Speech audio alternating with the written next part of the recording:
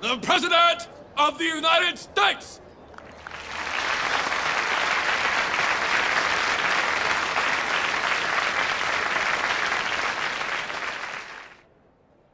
Fourscore and 7 years ago, our fathers brought forth upon this continent a new nation, conceived in liberty and dedicated to the proposition that all men are created equal.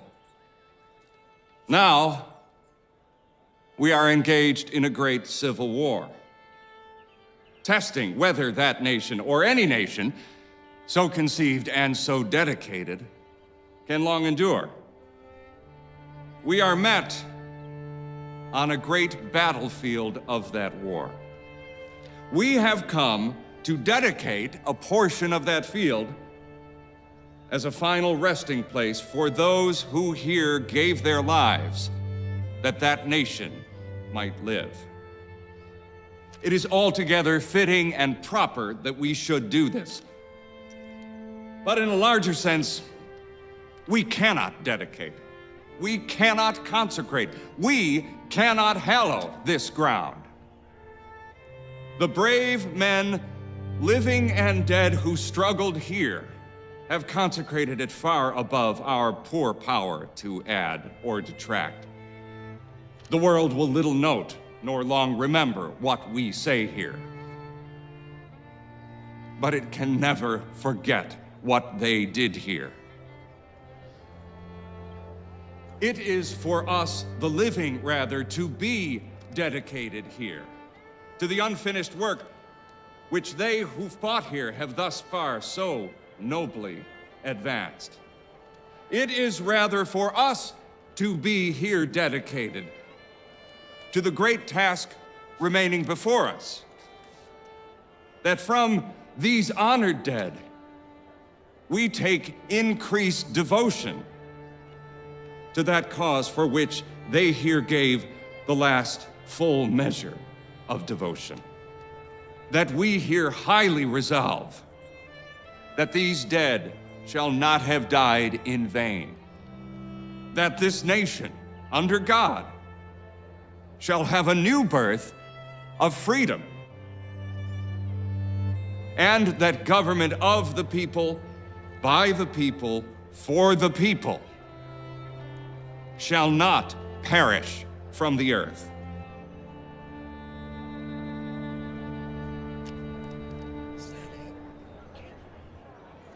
It's far too short. You have nothing else to say?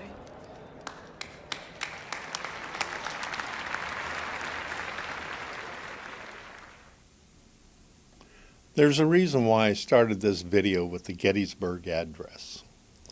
To me, the 269 words of that address outline the power we as citizens have to create the kind of government that we, the people, want and need.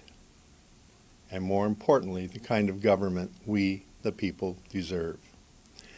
I say this in response to a question that was put forward to candidates for the 2020 election by the Guam Daily Post, which asked, between public health, public safety, and public education and government accountability, what should be the government's top priority and why?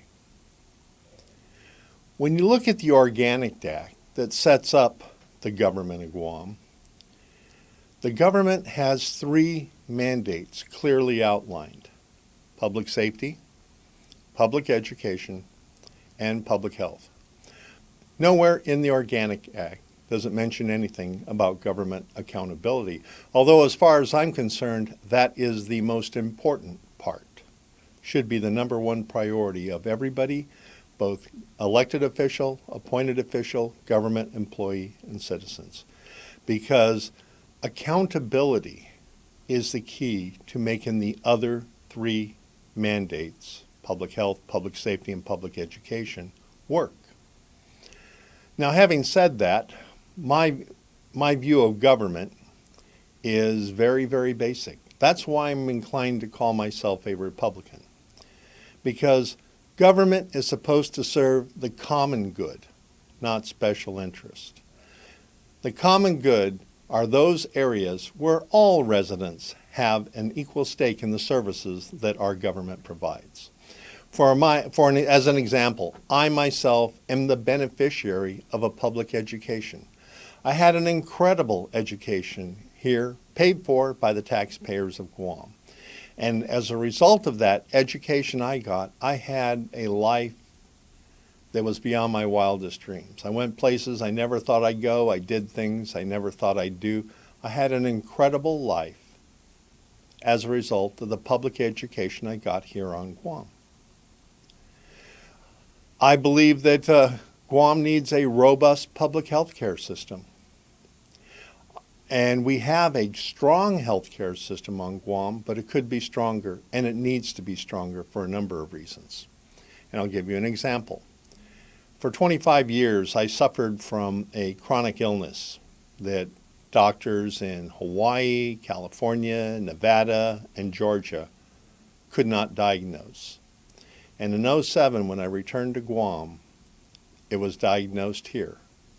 And the diagnosis and treatment allowed me to live from 2007 on without the level of chronic pain that I was suffering for the previous 30 years. That's because we have good people working in the healthcare system on Guam. And I spent a number of years working with the Non-Communicable Disease Consortium, a group of citizens, public and private, from medical and all walks of life, working together to help make Guam a healthier place.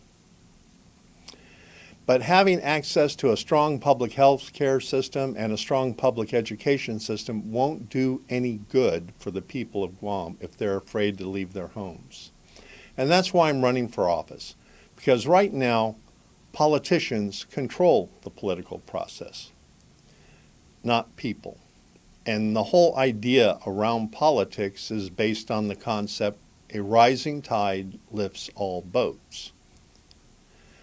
I don't have kids in school anymore, but my taxes help pay for the education of upcoming generations. My house is not on fire, but having trained firemen at the ready keeps my house safe too. And I'm not sick now, but having a strong public health care system keeps me from getting sick, as we are learning from the recent outbreaks of dengue fever and the COVID-19 virus. Our roads are a good thing to have, but I personally can't afford one. But by each of us contributing a little, we can all have great roads. That's the common good. Taking care of the common needs of everyone in sharing the cost burden is a little thing called politics. I guess you could say I believe in politics, I just don't believe in political parties. As we've seen over the last couple of elections, political party leaders are more concerned about gaining political power, gaining majority control, than serving the people. And right now there are a few politicians who are openly talking about canceling the primary election for the safety of the people. You can count on the political parties, both Democrat and Republican, to stop that effort. Because the primary election is one of the tools they use to limit the choices of candidates you get to select from. I and most new candidates running in 2020 would have liked to have run as independents, but the current laws don't allow that. We have to be a member of either the Republican or the Democrat Party to run in the primary election. And when you stop and think about it, based on Guam Election Commission statistics, 94% of voters have registered as independents. 4% are registered Democrats, 2% are registered Republicans. But politicians control the laws, and they've written the laws in such a way to prevent independent candidates from running for public office. Remember, incumbent politicians are the ones that write the law. And politicians like their power and control over the public checkbook and will do everything in their power to hold on to it. So watch a lot of sound and fury come from politicians about eliminating the primary election, saving taxpayers nearly $500,000, minimizing the chances of the COVID-19 spread, as we saw in the primary elections in a number of states. But at the end of the day, every attempt to stop the primary election will fail. What we have seen over the past 6 years is what happens when politicians forget they were elected to serve the people and get drunk on power. We were warned about this more than 200 years ago by Thomas Jefferson, who told us, and I quote, "It should not be surprising that sometimes public officials do not heed the voice of the people and go about doing what they wish, using their power and authority to enrich themselves and those closely allied to them." Over the years, we've seen a number of examples of politicians putting their personal financial security and safety over the people. Starting with the massive retroactive pay raises politicians gave themselves in the secret session back in 2014, to handing out parcels of Chamorro Land Trust land on Barrigada Heights to themselves and family members, and a large number of current appointed and highly paid government officials who got themselves COVID pay bonuses working in housekeeping while tens of thousands of people were out of work. We have way too many incumbent politicians that make serving politically well-connected insiders more important than serving the people. How else can we explain millions of dollars of payments to companies without bids or signed contracts?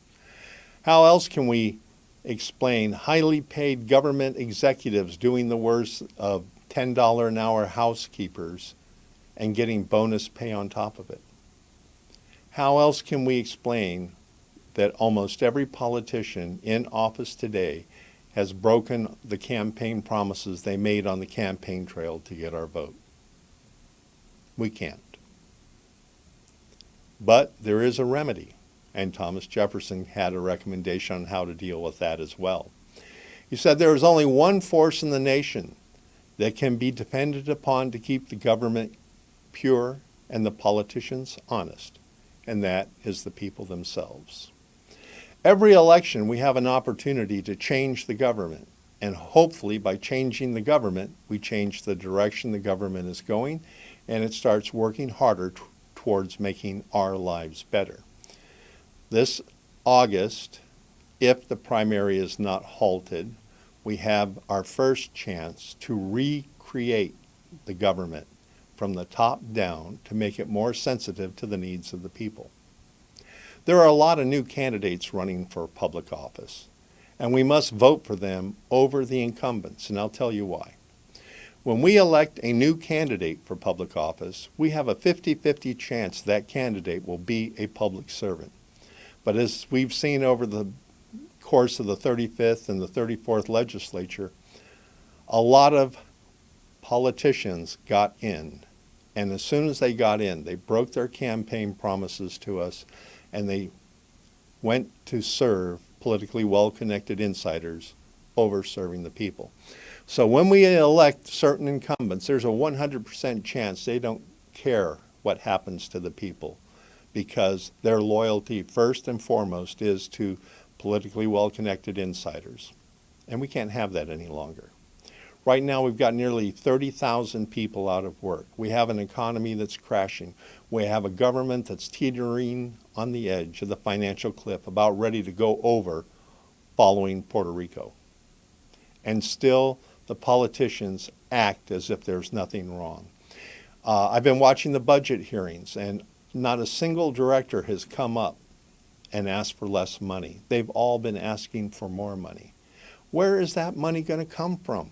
There's only 44,662 households on Guam, although that number may change with the census data. And the average take-home for a household on Guam, 87% of households on Guam take home less than $50,000 a year, all sources of income combined. For the past 10 years, the inflation rate has boosted the cost of living up over 30%, but the money to pay those increased costs has not kept pace. We, the people, voted them into positions of power and authority in the first place, and it's time for us to be a little more careful about who we vote into office in the 2020 election. And going back to my 50-50 rule, there's a 50-50 chance that the new people will be good public servants, and that's great, because right now a majority of the people in the 35th legislature aren't. And if we, as citizens and voters, keep voting out the politicians after a couple of election cycles, we will have a legislature that's made up, has a substantial majority of public servants instead of politicians, and we'll finally see government begin to operate for the benefit of the people. My name is Ken Leon-Guerrero. I'm running as a Republican candidate for the 36th Guam Legislature. You can find more information about me and the issues I'm most concerned about on my website right here, kenleonguerrero.org.